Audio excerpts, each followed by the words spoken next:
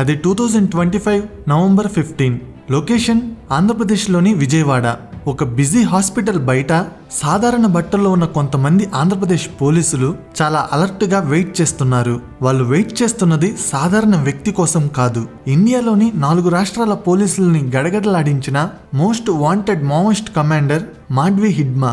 అసలు ఎప్పుడూ కూడా అడవులు దాటి బయటకు రాని హిడ్మా తన హెల్త్ బాగోలేక అడవిలో సరైన ట్రీట్మెంట్ దొరకక రిస్క్ చేసి ట్రీట్మెంట్ కోసం విజయవాడ సిటీకి వచ్చాడు. ఆ రోజు అతను ఆయుధాలు లేకుండా ఉన్నాడు. కారులో నుంచి హిడ్మా బయటికి దిగ్గానే పోలీసులు చుట్టుముట్టేశారు. గన్ పాయింట్లో ఆయనతో పాటు ఉన్న రాజేష్, మెట్టు శంకర్ ఇంకా 12 మంది టీంని అరెస్ట్ చేసేశారు. ఇక్కడ అసలు విషయం ఏంటంటే హిడ్మా లొకేషన్ని పోలీసులకు చెప్పింది ఎవరో తెలుసా? ఆయన నమ్మిన బంటు కోశల్ అనే వ్యక్తి పోలీసులకి లొంగిపోయి హిడ్మా మూమెంట్ గురించి లీక్ చేసేశాడు. పోలీసులు హిడ్మాని అరెస్ట్ చేసి ఆంధ్రప్రదేశ్లోని మారేడుమిల్లి అడవుల్లోకి తీసుకుని వెళ్లారు. ఇక అక్కడ ఏమైందో తెలియదు. 3 రోజుల తర్వాత నవంబర్ 18న పోలీసులతో జరిగిన ఎన్కౌంటర్లో హిడ్మా మరియు అతని భార్య రాజక్క ఇంకొక 6 మంది చనిపోయారు అని అనౌన్స్ చేసేశారు. ఇప్పటి వరకు పోలీసుల మీద హిడ్మా 26 సార్లు దాడులు చేశాడు. 2010లో జరిగిన దంతెవాడ దాడిలో 76 మంది సిఆర్పిఎఫ్ పోలీసులు చనిపోయారు. 2013లో జరిగిన దాడిలో 27 మంది చనిపోయారు. 2021లో జరిగిన సుక్మా బిజాపూర్ ఎన్కౌంటర్లో 22 మంది పోలీసులు చనిపోయారు. ఈ దాడులన్నింటిలో హిడ్మా ఇన్వాల్వ్ అయి ఉన్నాడు. అందుకే అతన్ని పట్టించిన వారికి 50 లక్షల రూపాయలు ఇస్తామని గవర్నమెంట్ అనౌన్స్ కూడా చేసింది. ఇది పోలీసులు చెబుతున్న వర్షన్. కానీ ఆదివాసీలకి హిడ్మా అంటే ప్రాణం. హిడ్మా చనిపోయాక వందల మంది ఆదివాసీలు వచ్చి మా హీరో చనిపోయాడు అని ఏడ్చారు. అసలు ఈ హిడ్మా ఎవరు?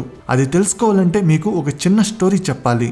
ఇండియాలో ఎక్కడో ఒక మారుమూల అడవిలో ఒక గ్రామం ఉంది. అక్కడ రోడ్స్ లేవు, స్కూల్స్ లేవు, హాస్పిటల్స్ లేవు. చాలా వెనుకబడిన ఊరు అది. ఆ ఊరిలో రమేష్ అనే ఒక గిరిజన వ్యక్తి ఉన్నాడు. అతను చాలా పేదవాడు.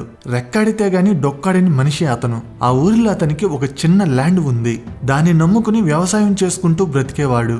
సడన్ గా ఒక రోజు ఒక పెద్ద వ్యక్తి వచ్చి, ఈ భూమి నాది, ఇవిగో రిజిస్ట్రేషన్ పేపర్స్, ఇక్కడ నుంచి వెళ్ళిపో అని రమేష్తో అన్నాడు. రమేష్కి ఒక్క నిమిషం ఏం అర్థం కాలేదు. అదేంటి, మా తాతల కాలం నుంచి ఈ భూమిలోనే మేము వ్యవసాయం చేసుకుంటున్నాము, ఇప్పుడు సడన్ గా ఈ ల్యాండ్ మీది అవ్వడం ఏంటి అని రమేష్ అడిగాడు. దానికి ఆ పెద్ద వ్యక్తి వినలేదు. ఇది నీ ల్యాండ్ అయితే కోర్టులో కేసు వేసుకుని ప్రూవ్ చేసుకో అని అన్నాడు. రమేష్ అసలే పేదవాడు. కోర్టు లాంటివి ఏమీ తెలియదు. అంత డబ్బులు కూడా తన దగ్గర లేవు. అయినా కూడా రమేష్ కష్టపడి వాళ్ళని వీళ్ళని అడిగి కోర్టులో కేసు వేయడానికి లాయర్ దగ్గరికి వెళ్ళాడు. లాయర్ ఏమో కోర్టులో తీర్పు రావడానికి 20 సంవత్సరాలు పడుతుందని అన్నాడు. అది విని రమేష్ చాలా బాధపడ్డాడు. తనకి ఏం చేయాలో అర్థం కాలేదు. నిస్సహాయ స్థితిలో ఉన్నాడు. అప్పుడే సీన్లోకి గన్ పట్టుకుని ఉన్న కొంతమంది మనుషులు ఎంటర్ అయ్యారు. వాళ్లే అన్నలు, అంటే నక్సలైట్స్. వాళ్ళు రమేష్తో ఏమన్నారంటే, వాడెవడో నీ ల్యాండ్ ఆక్రమించడం ఏంటి, ఈ పోలీసులు కోర్టులతో పని అవ్వదు, ఇదిగో ఈ గన్ పట్టుకో, నీ ల్యాండ్ని ఆక్రమించిన వాడిని చంపేయి, అలా చేస్తే నీకు వెంటనే న్యాయం జరుగుతుంది అని అన్నారు. ఆ మాటలు విని రమేష్ ఇక చేసేదేమీ లేక గన్ పట్టుకుని తన భూమిని ఆక్రమించిన వాడిని చంపాడు. ఇప్పుడు రమేష్ కూడా నక్సలైట్ అయిపోయాడు. ఇలానే నక్సలిజం స్టార్ట్ అవుతుంది. ఇప్పుడు మీకు ఒక డౌట్ రావచ్చు, అసలు ఎవరైనా ఒక వ్యక్తి వచ్చి ల్యాండ్ నాది అని ఎలా క్లెయిమ్ చేస్తాడు అని. ఇది చాలా వ్యాలిడ్ క్వశ్చన్. సిటీలో మనకి ఇల్లు గాని ఉంటే దానికి రిజిస్ట్రేషన్ డాక్యుమెంట్స్ ఉంటాయి. కానీ అడవిలో సిచ్యువేషన్ వేరేలా ఉంటుంది. గిరిజనులు తాత ముత్తాతల కాలం నుంచి అడవిలో ఉంటున్నారు. వాళ్ళు అడవిని నరికేసి వ్యవసాయం చేసుకుంటున్నారు. కానీ వాళ్ళ దగ్గర గవర్నమెంట్ ఇచ్చిన అఫీషియల్ పట్టాలు ఉండవు. ఒక పెద్ద భూస్వామి వచ్చి విలేజ్ ఆఫీసర్కి లంచం ఇచ్చి ఫేక్ ల్యాండ్ డాక్యుమెంట్స్ ని తన పేరు మీద క్రియేట్ చేయించుకుంటాడు. ఆ పేపర్స్ ని తీసుకువెళ్లి పోలీసులకు చూపిస్తాడు. చూడండి, పేపర్స్ నా పేరు మీద ఉన్నాయి, నా ల్యాండ్లో గిరిజనులు అక్రమంగా ఉంటున్నారు, వాళ్ళని ఖాళీ చేయించండి అని అడుగుతాడు. పోలీసులు పేపర్స్ నమ్ముతారు కానీ నిజాన్ని కాదు. సో పేపర్స్ లేని రమేష్ ల్యాండ్ కోల్పోతాడు. ఇక్కడ ఇంకొక సినారియో గురించి కూడా చెప్పుకోవాలి. రమేష్ పెద్దగా చదువుకోలేదు. అతని కూతురు పెళ్లి కోసమో చదువు కోసమో డబ్బులు అవసరమయ్యి భూస్వామి దగ్గర ఒక చిన్న అమౌంట్, ఫర్ ఎగ్జాంపుల్ 5,000 అప్పు తీసుకుంటాడు. ల్యాండ్ లార్డ్ ఏం చేస్తాడు అంటే, సెక్యూరిటీ కోసం దీని మీద వేలిముద్ర వెయ్యి అని ఒక బ్లాంక్ పేపర్ మీద సిగ్నేచర్స్ తీసుకుంటాడు. ఒకవేళ రమేష్ తీసుకున్న అప్పు తీర్చకపోతే ఆ పేపర్ మీద రమేష్ తన ల్యాండ్ ని నాకు అమ్మేశాడు అని భూస్వామి రాసేసుకుంటాడు. కోర్టు ఆ డాక్యుమెంట్ ని యాక్సెప్ట్ చేస్తుంది. రమేష్ భూమిని కోల్పోతాడు. అడవుల్లో ఉన్న ఊర్లలో అలానే ఉంటుంది. కొన్ని గిరిజన గ్రామాల్లో అయితే వాళ్ళ ల్యాండ్ లోపల కోల్, ఐరన్ ఆర్ బాక్సైట్ లాంటి విలువైన మైన్స్ ఉంటాయి. ఆ మైన్స్ కోసం పెద్ద కాంట్రాక్టర్స్ లేదా కంపెనీస్ వస్తాయి. వాళ్ళు లోకల్ రౌడీస్ని పంపి తక్కువ రేట్కి అమ్మేసి వెళ్ళిపో లేకపోతే చంపుతామని బెదిరిస్తారు. పొలిటికల్ పవర్ లేని గిరిజనులు కంపెనీస్తో ఫైట్ చేయలేరు. అప్పుడు గిరిజనులు గన్స్ పట్టుకుని తమ గ్రామాల నుంచి కంపెనీస్ని వెళ్ళగొడతారు. ఇలాంటి సిచ్యువేషన్స్ లోనే నక్సలిజం స్టార్ట్ అవుతుంది. అసలు నక్సలిజం ఎలా స్టార్ట్ అయిందో చెప్తాను. ఒకప్పుడు చైనాలో మావో జెడాంగ్ అని ఒక అతను ఉండేవాడు. 1920s లో చైనాలో ఉన్న ప్రజల్లో ఆయన ఒకటి గమనించాడు. అదేంటంటే రిచ్ పీపుల్ ఇంకా రిచ్ అవుతున్నారు, పేదవాళ్ళు ఇంకా పేదవాళ్ళు అవుతున్నారు. అది చూసి అతనిలో ఒక ఐడియాలజీ వచ్చింది. అదేంటంటే ఎలక్షన్స్ అనేవి కేవలం రిచ్ పొలిటీషియన్స్ ఆడే డ్రామా. కోర్ట్స్ కేవలం డబ్బు ఉన్న వాళ్ళకే న్యాయం చేస్తాయి. న్యాయం జరగాలి అంటే ఇప్పుడు ఉన్న సిస్టమ్ని కూల్చి ఒక కొత్త సిస్టమ్ తేవాలి. ఆ కొత్త సిస్టంలో రిచ్ పీపుల్ పూర్ పీపుల్ అనే తేడా ఉండకూడదు. అందరూ ఈక్వల్ గా ఉండాలి. భూమి ఎవరో ఒకరి పేరు మీద ఉండకూడదు. దున్నే రైతుకు చెందాలి. ఫ్యాక్టరీస్ లో బాస్ డామినేషన్ ఉండకూడదు. వర్కర్స్ దే రాజ్యం ఉండాలి. ఇలాంటి ఐడియాలజీ అతనిలో వచ్చింది. ఆ ఐడియాలజీని ఇంప్లిమెంట్ చేయాలని చైనాలో ఒక పెద్ద రెవల్యూషన్ తీసుకుని వచ్చాడు. ప్రజల చేత గవర్నమెంట్ మీద తిరుగుబాటు చేయించాడు. ప్రజల చేత గన్స్ పట్టించాడు. రిచ్ పీపుల్ ని చంపించాడు. భూమిని అందరికీ పంచిపెట్టాడు. చివరికి 1949లో గవర్నమెంట్ని పడగొట్టి చైనాలో తన ఐడియాలజీని తగ్గట్టుగా రూల్ని తీసుకుని వచ్చాడు. చివరికి తన ఐడియాలజీని చైనాలో ఇంప్లిమెంట్ చేశాడు. తన ఐడియాలజీనే మావోయిజం అని అంటారు. ఆ ఐడియాలజీని చూసి ఇండియాలో కూడా కొంతమంది ఇన్స్పైర్ అయ్యారు. ఇండియాలోని అడవుల్లో ఉండే గిరిజనుల మీద జరిగే అన్యాయాలను చూసి కొంతమంది మావోయిజం ఐడియాలజీని ఎంచుకున్నారు. 1967లో వెస్ట్ బెంగాల్లోని నక్సల్బరీ అనే ఒక ఊరిలో ఒక గొడవ స్టార్ట్ అయింది. ఆ గొడవ దేనికంటే ఆ ఊరిలో భూస్వాములు ఎక్కువైపోయారు. కేవలం కొంతమంది దగ్గర ఎక్కువ భూమి ఉండేది. దాన్ని దున్నే రైతు దగ్గర మాత్రం సెంటు భూమి కూడా ఉండేది కాదు. ఇంకొక విషయం ఏంటంటే ఊర్లో కొంతమంది మాత్రమే ధనికులుగా ఉండేవారు. మిగతా వాళ్ళు పేదలుగా ఉండేవారు. ఆ ఊర్లో సిచ్యువేషన్ చూసి కొంతమందికి కోపం వచ్చింది. ఊర్లో ఉన్న సిచ్యువేషన్ ని మారుద్దామనుకున్నారు. ల్యాండ్ ని పేదలకి పంచిపెడదామని గవర్నమెంట్ ని అడిగారు. కానీ గవర్నమెంట్ అందుకు ఒప్పుకోలేదు. గవర్నమెంట్ నుంచి పాజిటివ్ రెస్పాన్స్ రాకపోయేసరికి ఇక వాళ్ళు ప్రజల్ని గన్స్ పట్టుకోమని పిలుపునిచ్చారు. ఎవరు పొలాన్ని దున్నుకుంటారో వాళ్ళదే ఇక ఆ పొలం అని చెప్పారు. చైనాలోని మావో జెడాంగ్ లాగా ప్రజల చేత గన్స్ పట్టించారు. గవర్నమెంట్ మీద తిరుగుబాటు చేయించారు. నక్సల్బరీ అనే ఊర్లో ఇది స్టార్ట్ అయింది గనుక దానికి నక్సలిజం అని పేరు పెట్టారు. So naxalism is nothing but Maoism, just name difference అంతే. 1967లో స్టార్ట్ అయిన నక్సలిజం కొన్ని సంవత్సరాలకే ఇండియా మొత్తం వ్యాపించింది. వెస్ట్ బెంగాల్లో స్టార్ట్ అయ్యి బీహార్, ఛత్తీస్గఢ్, జార్ఖండ్, ఒడిషా, ఆంధ్రప్రదేశ్, తెలంగాణ వరకు వ్యాపించింది. మెయిన్ ఎక్కడైతే అడవుల ప్రాంతాలు ఉంటాయో అక్కడ మాత్రమే నక్సలిజం కాన్సన్ట్రేట్ అయ్యింది. ఇక్కడ ప్రజల మధ్య విభేదాలు ఏమైనా ఉంటే వాటిని సాల్వ్ చేయడానికి కోర్ట్స్ ఉన్నాయి. నక్సలిజం ఉన్న ప్రాంతాల్లో ప్రజల మధ్య ఏమైనా విభేదాలు ఉంటే వాటిని నక్సల్సే డైరెక్ట్గా సాల్వ్ చేస్తారు. అందువల్ల ప్రజలు నక్సల్స్కి సపోర్ట్ చేసేవారు. నక్సల్స్ దగ్గర అయితే జస్టిస్ అనేది ఇన్స్టెంట్గా ఉంటుంది కాబట్టి. హిడ్మా కూడా అలానే నక్సలైట్గా జాయిన్ అయ్యాడు. ఛత్తీస్గఢ్లోని సుక్మా డిస్టిక్లో పువర్తి అనే ఒక చిన్న గ్రామంలో ఇతను పుట్టాడు. తన ప్రాంతంలో ఉండే భూమి తన ప్రాంత వాసులకే దక్కాలని, తన ప్రాంతంలో ఉండే రిసోర్సెస్ని డెవలప్మెంట్ పేరుతో గవర్నమెంట్ దోచుకోకూడదని గన్ పట్టుకున్నాడు. హిడ్మా చేతిలో నాగలి ఉండాల్సిన వయస్సులో గన్ వచ్చింది. ఆయనకున్న స్పెషాలిటీ ఏంటంటే ఆయన కేవలం గన్స్ వాడటం మాత్రమే కాదు, బాంబ్స్ని ఎలా తయారు చేయాలో కూడా నేర్చుకున్నాడు. గన్స్కి రిపేర్స్ ఆయనే చేసుకునేవాడు. అలాగే ఆయన ఒక అంబుష్ స్పెషలిస్ట్. పోలీసులు వస్తున్నారు అని తెలిస్తే అడవిలో దాక్కొని సడన్గా వాళ్ళ మీద అటాక్ చేసి పోలీసులని హోస్టేజెస్గా పట్టుకునేవాడు. వాళ్ళని విడిపించడానికి గవర్నమెంట్తో డిస్కషన్ పెట్టేవారు. హిడ్మా అంచెలంచెలుగా మావోయిస్ట్ గ్రూప్ కమాండర్ స్థాయికి చేరాడు.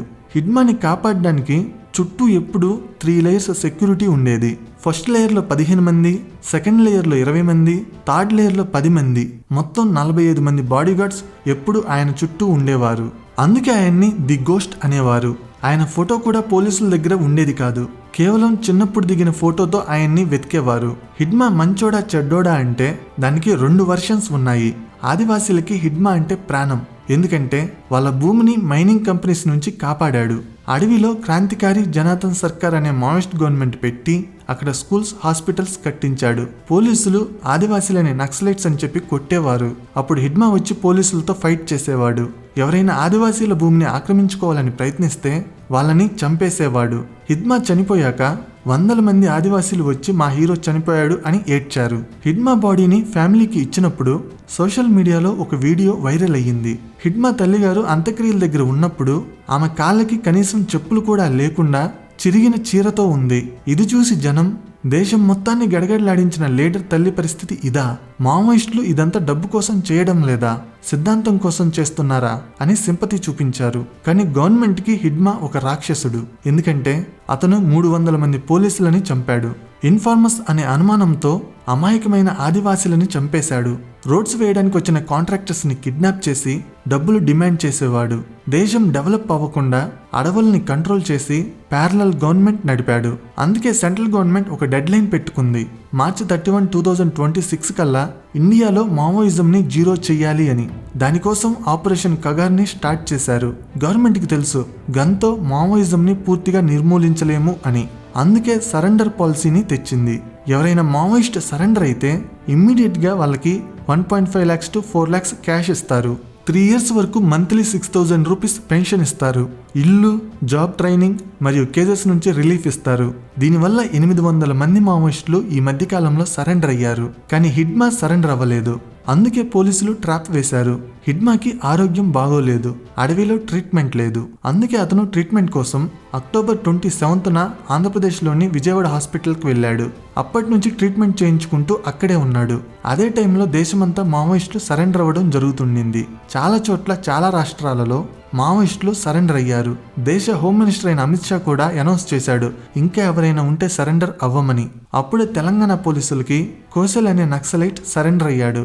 అతనే హిడ్మా గురించి పోలీసులకి ఇన్ఫర్మేషన్ లీక్ చేశాడని కొంతమంది అంటున్నారు. హిడ్మా విజయవాడలో ఉన్నాడని తెలుసుకుని పోలీసులు రక్కీ నిర్వహించి నవంబర్ 15న పట్టుకున్నారు. 3 రోజుల తర్వాత అతను ఎన్కౌంటర్లో చనిపోయాడని పోలీసులు అనౌన్స్ చేశారు. ఇక్కడ హిడ్మా చనిపోయిన విధానం గురించి 2 రకాల కథలు ప్రచారంలో ఉన్నాయి. ఒకటి పోలీసులు చెబుతున్న మాట, ఇంకొకటి మావోయిస్టులు చెబుతున్న మాట. అసలు ఏం జరిగింది? పోలీసుల వర్షన్ ఏంటంటే ఇది ఒక డైరెక్ట్ ఎన్కౌంటర్. మావోయిస్ట్ లీడర్స్ కొందరు ఆంధ్రప్రదేశ్లోని మారేడుమిల్లి అడవుల్లో మీటింగ్ పెట్టుకున్నారని పోలీసులకి ఇన్ఫర్మేషన్ వచ్చింది. వెంటనే Andhra Pradesh elite anti Naxal force మరియు సిఆర్పిఎఫ్ కలిసి అడవుల్ని చుట్టుముట్టాయి. పోలీసుల్ని చూడగానే మావోయిస్టులు కాల్పులు స్టార్ట్ చేశారు. పోలీసులు కూడా కాల్పులు చేశారు. వీరి మధ్య జరిగిన గన్ బ్యాటిల్లో మడ్వి హిడ్మాతో పాటు ఇంకొక 5-6 మంది మావోయిస్టులు చనిపోయారు. హోమ్ మినిస్టర్ అమిత్ షా గారు మావోయిజం అంతం అవ్వడానికి ఇది ఒక పెద్ద మైల్ స్టోన్ అని అభినందించారు. ఇది పోలీసులు చెబుతున్న వర్షన్. కానీ మావోయిస్ట్ స్పోక్స్ పర్సన్ వికల్ప్ అనే పేరు మీద రిలీజ్ చేసిన లెటర్లో ఇది ఎన్కౌంటర్ కాదు, మర్డర్ అని ఆరోపించింది. హిడ్మాకి ఆరోగ్యం బాగోలేదు, అడవిలో ట్రీట్మెంట్ లేదు. అందుకే ఆయన ట్రీట్మెంట్ కోసం విజయవాడ వెళ్లారు. హిడ్మా టీంలో పనిచేసే కోసల్ అనే వ్యక్తి పోలీసులకి లొంగిపోయి హిడ్మా ట్రావెల్ డీటెయిల్స్ లీక్ చేశాడు. అలాగే విజయవాడలో ఉన్న ఒక కట్టెల వ్యాపారి మరియు ఒక ఫర్నిచర్ వ్యాపారి పోలీసులకి హెల్ప్ చేశారు. నవంబర్ 15, 2025న హిడ్మా ఆయుధాలు లేకుండా ఉన్నప్పుడు విజయవాడలోనే పోలీసులు ఆయన్ని అరెస్ట్ చేశారు. అరెస్ట్ చేశాక 3 రోజులు టార్చర్ చేసి సీక్రెట్స్ లాక్కొని నవంబర్ 18, 2025న మారేడుమిల్లి అడవుల్లో ఫేక్ ఎన్కౌంటర్ క్రియేట్ చేసి చంపేశారు అని మావోయిస్టులు అంటున్నారు. ఇక్కడ ఇంట్రెస్టింగ్ విషయం ఏంటంటే హిడ్మా తల్లి అయిన మడ్వి పుంజు గారు ఎమోషనల్ గా అప్పీల్ చేసిన 1 వారం తర్వాతే హిడ్మా చనిపోయారు. ఆమె పబ్లిక్ గా తన కొడుకుని నక్సలిజం ని వదిలేసి సరెండర్ అవ్వమని కోరారు. దానివల్ల రీహాబిలిటేషన్ కి దారి దొరుకుతుందని చెప్పారు. అతని తల్లి గారు ఈ అప్పీల్ ని సుక్మాలో Chhattisgarh deputy chief minister Vijay శర్మని కలిసిన తర్వాత చేశారు. హిడ్మా చనిపోయాక మావోయిజం ఎండ్ అయిందని అందరూ అనుకున్నారు. కానీ అప్పుడే బర్సెదేవా అనే అతను ఎంటర్ అయ్యాడు. ఆయన ఇప్పుడు మావోయిస్టులకి కొత్త కమాండర్. పోలీసుల ప్రకారం హిడ్మా చేసిన అటాక్స్ వెనుక దేవా కూడా ఉన్నాడని టాక్ ఉంది. హిడ్మా చనిపోయిన కొన్ని రోజుల్లోనే ఛత్తీస్గఢ్లో ఇమ్తియాజ్ అలీ అనే రోడ్ కాంట్రాక్టర్ని మావోయిస్టులు కిడ్నాప్ చేశారు. ఆయన అసిస్టెంట్ని కూడా కిడ్నాప్ చేసి టార్చర్ చేసి వదిలేశారు. బయటికి వెళ్ళి మేము ఏం చేశామో చెప్పు అని అసిస్టెంట్ని వదిలేశారు. కానీ ఇమ్తియాజ్ అలీని మాత్రం టార్చర్ చేసి చంపేశారు. మావోయిస్టుల అలిగేషన్ ఏంటి అంటే ఇమ్తియాజ్ అలీ అనే కాంట్రాక్టర్ ఒక పోలీస్ ఇన్ఫార్మర్. హిడ్మా ఇన్ఫర్మేషన్ పోలీసులకి ఇచ్చింది ఇతనే అని. ఈ మర్డర్ ద్వారా బర్సెదేవా గవర్నమెంట్కి ఒక సిగ్నల్ ఇచ్చాడు, మా లీడర్ పోయినా మేము ఇంకా ఉన్నాం, వీఆర్ స్టిల్ హియర్ అని. చివరిగా కన్క్లూజన్కి వద్దాము. గవర్నమెంట్ వల్ల ప్రజలకి అన్యాయం జరిగినప్పుడు వాళ్ళకి సహాయం చేయడానికి ఎవరో ఒకరు పుట్టుకొస్తారు. అది నక్సలైట్స్ రూపంలో కూడా అవ్వచ్చు, సో గవర్నమెంట్ అనేది ప్రజలకి అన్యాయం జరగకుండా చూసుకోవాలి, లేదంటే హిడ్మా కాకపోతే ఇంకొక పేరు పెట్టుకొని పుట్టుకొస్తారు. నా ఎక్స్ప్లెనేషన్ నచ్చితే వీడియోని లైక్ చేసి షేర్ చేయండి. ఇలాంటి ఇంట్రెస్టింగ్ వీడియోస్ కోసం ఛానల్ని సబ్స్క్రైబ్ చేయండి. వీడియో పెట్టగానే నోటిఫికేషన్ రావాలంటే సబ్స్క్రైబ్ చేయగానే పక్కనే ఒక బెల్ ఐకాన్ కనబడుతుంది, దాని మీద క్లిక్ చేయండి. Thank you.